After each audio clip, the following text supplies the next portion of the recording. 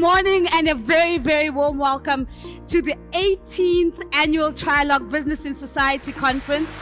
So we're gathering at a time of great global uncertainty. Conflict is escalating, climate commitments are wavering, and economic pressures are mounting. ESG and DEI are under scrutiny, and traditional development aid is diminishing, and many say dying. So how should business and civil society be responding to the situation that we find ourselves in? The world demands more than business as usual. I'm talking about societal fracture, and I'm saying that the biggest risk that we have as a country is that 2 out of 3 young people are unemployed. 65% youth unemployment in terms of the expanded definition. 42% unemployment. You've got more people that are unemployed than those that are employed in all the provinces except Gauteng and the Western Cape. 60% poverty levels, the most unequal society in the world. We are asking for trouble. It cannot be. If there is the great intervention that we actually need to look at as a country, is precisely that one. I have no doubt that that is the greatest fracture that we have as a country. It is our most profound schism that we need to address. Education is the biggest game changer. It was a great game changer for me, and I know it was a great game changer for so many of you. So I really think that as a country, we are committing treason by not giving these kids quality education, because we are condemning them to a life of poverty. We are not breaking the cycle. The theme of this conference talks to driving impact, inspiring change. It's not just a call for action. It demands for collective courage. At Sanlam, we believe in collaboration isn't optional. It's existential. The challenges we face, inequality, unemployment, financial exclusion, are too vast, too interconnected for any sector to solve on its own. But together we're able to rewrite the future. My speech isn't about despair. It's about disruption. Disrupting the status quo of working in silos, disrupting the myth that any one sector is able to take us out of this crisis. At Sanlam, our purpose is to empower all Africans to be financially confident. But we cannot do this alone. We know we can't do this alone. Financial inclusion, opportunity, risk, resilience demands cross-sector partnerships, and the power is in this room. So for us, the key ingredient that we've noticed since inception in terms of having a corporate such as Sanlam and others that lead initiatives is, first of all, it's beyond compliance. They need to have a clear strategic intent where youth employment is priority. So it's not transactional. As Rayanne mentioned, it is very much a deliberate partnership model. We meet every 2 weeks on a steerco in terms of how are we investing in our youth, where do we need to focus on, where do we need to give more attention, and so you need to have a very invested corporate partner that is going to lead a flagship sector initiative, because there is a lot of investment, both from a time, financial, planning that goes into making that a success. Yeah. So, and we find a lot of corporates that are leading sector initiatives, because one thing that I do believe has changed significantly is that youth employment and youth unemployment is a crisis in this country. And if corporate SA doesn't get around this and doesn't give it the attention it needs, I think we can all agree that it is a ticking time bomb. You know, what we often find is there's this need for independence. Somebody that you can trust, somebody that's neutral, somebody that can broker, and completely right. We've had countries spanning 6 countries, 7 different jurisdictions, all of them having to work towards a single vision to be able to achieve it. And it needs that independent person to be able to go and sit with each party, understand their challenges, understand their needs, hear them, sell them about the concept of collaboration so that they can realize how they are going to benefit. Because a lot of these things cannot be done alone. They simply cannot. So we've had a lot of experience in that space as being the sort of neutral independent party, just trying to get something that's going to make sense to all parties involved, and that means all governments, all ministries, all countries, but importantly to the people that are using that service, for whatever it required. In this case, it was a railway line, market, customers, markets, people that have a genuine need. Training the teachers is actually fundamental because they actually are the ones that spend more time with the kids than sometimes parents do. Now, we have adopted, actually given funding and support to over 4,000 ECDs. And we say we, that's through First Rand Foundation, but including FNB staffers over the last 20 years, impacting over 200,000 children. They had 200,000 lives by training over 17,000 teachers. If you are sitting here today, it's a challenge to all of us. How do we really make sure that those children who are outside of this access net have access in just 5 years' time to come? So the role of private sector and the role of actually all other sectors that are non-state sector is to really join hands. And I kind of liked what Connie spoke about, because she was speaking about deliberateness when it comes to partnering. How do we become deliberate in partnerships? And how do we understand that when we are partnering, it's indeed perhaps very tempting to think about partnering along short-term goals. We can achieve this, we can tick it off, we can present it to our board, and we can really look good. But there is a lot of work, which is deep work that has to happen around systems change. I think businesses plan long-term for their own sustainability. And so when we come to the development space, it does not change. And so when we engage with our boards and when we want to have things that are reflected in our annual reports, it doesn't have to be the freshest thing that we are doing, but we need to adopt this consistency that says we've got these long-term plans that say, and this is why data is so important, understanding where we are we moving from, and therefore what is the trajectory that we need to assume to get us to a point where we need to be. Set targets so that you can be able to measure your progress as you move along that trajectory. If you really want to support data-driven change, you can imagine that you need to support the whole journey from thinking through why are we collecting data. You need to give funding for the actual data collection process and producing communications. And that's often where people end, right? Funders will fund it because they want to know, is their investment making a difference, right? So they put the funding in, they get a report. If you want that report to actually drive change, you have to keep funding it. You have to think about funding the whole learning cycle. So how do you then support those organizations to learn from that data and to make the changes they need to make? I think there's a huge opportunity for us as a country to create appropriate professional development institutions for ECD that are not necessarily in universities. I really think that would be something that's important, because bring them closer to the communities. So I'll take the community branch of DHET, create that closer to communities to train ECD practitioners. We have developed and observed that our corporate citizenship strategy, which is anchored in financial inclusion through entrepreneurship and education, has reached over 250,000 individuals, supported 4,800 entrepreneurs, and has created approximately 3,700 jobs. These numbers are a testament to the tangible impact that focused initiatives can have on our society.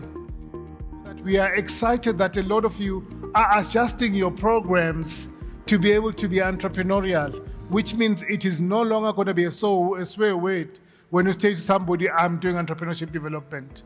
But here's the power of it all. This is a developmental agenda. We've always looked at entrepreneurship more from the economical side not so much from a developmental side. That is why every time we have a conversation about entrepreneurship, somebody tells you about the challenges. Yeah. Nobody tells you that what does it take to train an entrepreneur? Because entrepreneurship is trainable.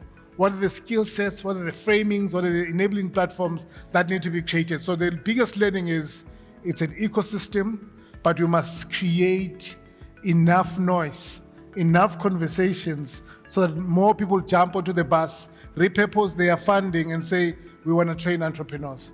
So the challenge is that what we have in our primary schooling education is this notion, the tension between business management and what is actually entrepreneurship education, that we end up teaching business management while entrepreneurship is a creativity, problem-based education that we need to offer. And the other thing is, do we actually have the appropriate methodologies to train our learners to identify opportunities? So you can't come in a classroom and then start to talk to the learners without being action-based to activate the mindset. So it cannot be theoretical in the way we are dealing with entrepreneurship education. So there are so many myths.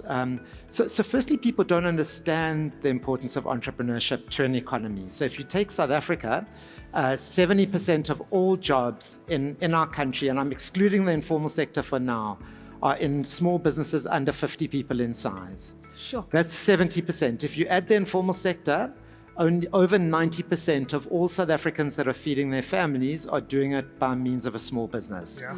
So where do jobs sit in South Africa? I mean, so Abs is spot on. I mean, it's crazy you have to convince people of this, but this is, if you want to solve unemployment, the only way you can do it is through supporting small business and through entrepreneurship. That's the first myth people don't understand.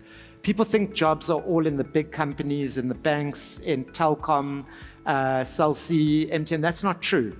The vast majority of jobs in the country are in small businesses. What I need is support and patience. And patience. Yes, yes. So when, for example, I came up with a product, which is a whole new product, which is it's new in the market. It's a product which is going to make a huge impact, but that doesn't happen overnight. So it takes time for us to build that. So please give us support. Don't like when we are working on it, whether we are wasting money on and so on. Please come. We'll work on the language. It's fine. We won't use wasting money. We'll use another one. Go for it. Okay, I'm sorry about this. I'm sorry about it. Please, like, don't just come and then we give you money. That's it. No, be with us along the way, so that we do it properly. Should I not have a certain requirements whereby it's needed for me to reach that step? Please show us how to do it. Show us how to get it. That is how we are all going to make it happen. Thank you. The children of this country don't need you to drive social impact. We need you to drive economic transformation as a matter of urgency. We need you to finally allow the sun to rise on these sunset clauses that have darkened our democracy and compromised our future. But I stand before you holding not freedom that was promised, but a ledger accounting for all the times you have sold my future to the highest bidder. Should be motivation enough for you all to reconsider what you think your true social responsibility is. When you look at Africa, the youth are its greatest competitive advantage and also strategic asset, both from education and an export perspective, and I'll touch on that a little bit later. So I think it's really critical to note that to build this pipeline of talent, it really is about creating inclusive and future-ready systems and capabilities. Nozipo, the challenge in the industry, it's not potential. Potential from our students is overflowing, and it's not interest. Yeah. These guys are hungry. They're hungry for knowledge. They're hungry to grow. The first thing that we find is a challenge is that bridge between training and transitioning to employment. They need to be taken from getting a certain qualification to being able, for example, let's say learning how to use Python and getting paid for using it. So one of the challenges that we come across is that these guys have a challenge of a mismatch between the training provider or the training that they've received and what the employer does. So there's a lot of companies that are actually going under tackling SDG number 4, quality education. My job is to actually go around, not just education, but go one level lower, look at those that are doing digital skills, and I'm saying, what have you discovered? What can we learn from you so that we can pass it over to both the Department of Higher Education and the Department of Digital Communication. We have a social responsibility, and I'm not talking about CSI, right? But we need to invest in our people, and more specifically, artificial intelligence. And why am I saying this? We are not going to compete. I mean, already now we're in the back foot. So if I were to say, we need to be intentional about upskilling, and we need to choose the right skills. So it can't be that we are still teaching people computer literacy. You understand? Yeah. Because very soon agentic AI is going to be able to do that. You'll speak to a computer to say, do A, B, and C. But we need to be very intentional about the skills that we teach. But I think more secondly, teach young people how to network. And that's one of my superpowers. I'm not scared to send a DM to someone that I have no business speaking to. And that's how I got my mentor through EBL. I was in a lecture. He was delivering the lecture on Microsoft Power Apps. And he had brought one of his mentees, which is Somelez, the one you were speaking about, working in Durban. And I sent him a DM. And till this day, we meet weekly. Sure. And that has really propelled me forward. And the only reason why I do it for other people is because I'm paying it forward. I'm a beneficiary of opportunities.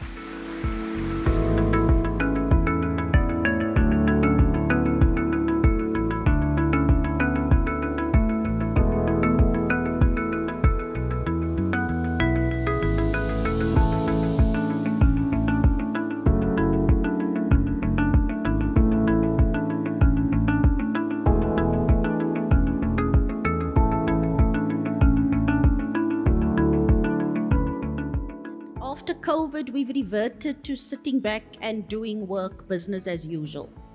We are operating, and I think this is for NGOs and for the philanthropy sector, the CSR sector, we are operating in a model, a 1980s model, in terms of how NGOs are structured, the way we're doing our work, the way we write grants. It's a 1980s model. We're in the 21st century. The world has shifted fundamentally, and we're writing individual grants for 2 years with a spend down model, spend all the money, show me a nil balance, don't save, don't invest, don't build reserves, deliver on the project. We're still focusing on projects versus sustainability of a sector and investing in a sector. What often happens is companies think in isolated projects, and what needs to happen is what's going on in that space. Discover what are the major initiatives. If there's a 300 million rand bond being generated, it won't be generated out of a company, it's generated out of treasury, or it's a bond for jobs or a jobs boost fund or whatever the case is. If you're there creating jobs, do you know what those funds are doing? How do you link into those funds? How can you play a role in a bigger initiative? And it's not necessarily just a financing initiative. Sure. There could be other collaborative processes. And can those collaborative processes draw in to similar initiatives into a space where collectively you can work together? I'm the chairperson of the Vodacom Foundation. The Vodacom Foundation today manages a budget of 120 million rands per annum. That is a huge budget. But when I joined, the board members were not happy because we were running too many projects. And they said, we are putting too much money into this foundation, but we do not see where the investments are going. So you need to do something. What did we do? Thank you, Nick. We partnered with Trialogue, and we had to step back and conduct introspection. And we had to revise our strategy. And we adopted the Sustainable Development Goals, streamlined our activities into education, gender empowerment, and infrastructure, which is ICTs, which is what Vodacom is all about. But in order to give that meaningful shareholder return, we had to establish a monitoring, evaluation, and learning department. monitoring, evaluation, and learning has been the backbone of the organization. From day one when we started, we actually hang our hopes on the monitoring and evaluation. To just give an example, when we started the organization, we went to the community to check as to do a buy-in. And every program that we have in the organization is actually designed in the minds of the people. Whatever information they've given us, the information that we've taken, it has given an idea what they want. What I would say is, in a small organization where you don't have a lot of resources, focus on the learning part first and do just a limited amount of measurement. Okay, you have to do something, but do a limited amount of measurement and build in to your processes, to everything that you do, a learning element. Yeah. It's not actually difficult to do that. It's not costly. As a high-performance organization, the first instinct when you don't get the results that you desired, you feel like you have failed. Yes. But one thing that monitoring and evaluation has done for us is to be able to accept that things will not always go according to plan. And I like what is said there to say it is not failure. There will always be weaknesses. And where there are weaknesses, you must actually see that as an opportunity to make sure that you do the right thing. And then also engaging with the partner. So what we have begun to do in our monitoring and evaluation is, as we identify weaknesses and strengths, we say, where do those weaknesses lie? Do they lie within Vodacom, or are they with the partners? The challenge arises when the weaknesses lie with the partners. Like, for instance, where we have a youth academy and then we produce graduates. Yes. Those graduates expect us to also find them employment. But it is not our responsibility to find them employment. And therefore, we need to go to government and say, can you please create a sustainable environment for the economy to grow so that these graduates will be able to find jobs? But then it doesn't end there. We also ask ourselves to say, as a partner to government, what can we do to alleviate that burden? And that is the reason why we have taken some of these graduates and we have put them in our partner organizations. Some we have put them in the schools, some we have put them in the NPOs that we work with. But we all know education is more than just academics. It's also about the well-being of the young people. You can't teach a child who's in distress. You can't expect learning to take place when there is trauma. That's why our psychosocial programs are so essential to students and schools. We've reached nearly 1 million people. These are teachers, learners, and parents through our counseling and awareness programs. When we look at scale, we also need to look at how do we design the different interventions based on the barriers that young people are experiencing, not just on the solutions that we might think that they need. You know, at Harambee, we often say we stay in love with the problem. And as somebody who is passionate about diversity and inclusion, we, as the Telkom Foundation, are currently updating our strategy to make sure that we have a wider reach that includes young people who are coming from the disabled community. A simple example I can make is that last year we went to Katlehong School of the Deaf, where we actually rolled out a program there, and we also donated robotics kits, and we capacitated the teachers with those skills, because we believe that learners who have different needs are also deserving of being capacitated with the digital skills. A traumatized child cannot engage. Children who are even traumatized in their childhood, the trauma is embedded in their bodies and they remember that. So when you support us in the work that we do, I really plead that you remember that counseling and psychosocial support is not 4 sessions. It is long-term, taking the child through. Because when they are teenagers, they experience different things, they need help. When they start to think about work and university, it's a different environment and they need support. Yeah. So long-term sustainable support is critical for children to be able then to engage and explore all these opportunities we are making available to them. And I think it goes back to the poll that you raised, and I was surprised by the results, because I think as young people we lack mentorship, and we also lack practical skills. Because as someone who recently transitioned from university to to the corporate world, you get a cultural shock. We do look at sustainable funding. Whenever we go to engage and partner with NPOs, it's important for us that we are not the only funder in the space. It's important that they've got other funders. It's important that we understand what their business development strategy is, because then we do get stuck. Because of the high value that we put in wanting to keep the program sustainable, when the 3 years comes to an end and the funder and the NPO does not have additional support, then everybody becomes feels guilty, and it's a bad marriage, if you want to call it that. And then from an ABSA point of view, the question is, right, how do we identify the organizations that we fund? So there's both an unsolicited approach and a solicited approach, and I think it's important to start there.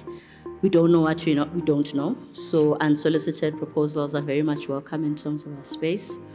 And then we also do solicited, right? Because we then say there's a particular agenda that we're trying to drive, and in driving that agenda, who is out there that we can come alongside? We speak about alignment, you touched on alignment as well. It's about mission alignment. When we say mission alignment, what are we talking about? It's the what and the how, right? So what are you doing as an organization, and how are you doing it? Because the how of you getting to a particular end goal is as important as the what. Then our funding practices or working practices, how do we work with organizations? Shared value delivery. And I think it's important for us to emphasize that, right? So it's not just about us saying, here's funding, but we're saying, how do we come alongside you? But let me just take a step back. Shared value delivery, we're saying doing good is good for business, right? But it's about doing good that is good for business. So there's an element of saying, how do we amplify social impact, but also how do you drive commercial value? We heard this morning about the launch of the Trialogue Awards, and in that launch you said, look, an initiative that's benefiting both the business as well as impacting society. Doing good is good for business. So we bring funding, but we also bring the business along with us, right? So you'll see if we are intervening in higher education and training, where does enterprise development come in terms of supporting our young people who are in higher education and training, as an example. So we bring the business along, but also the staff volunteering initiatives, because we believe that our employees have got expertise which can be leveraged by the NPO sector. As much as we can learn from what you are doing on the ground, I think there's also an opportunity for organizations to learn from the expertise of colleagues. Thank you. Because I think it's really difficult to talk about partnership, and particularly funding partnerships in isolation from talking about umjolo. And umjolo means relationships.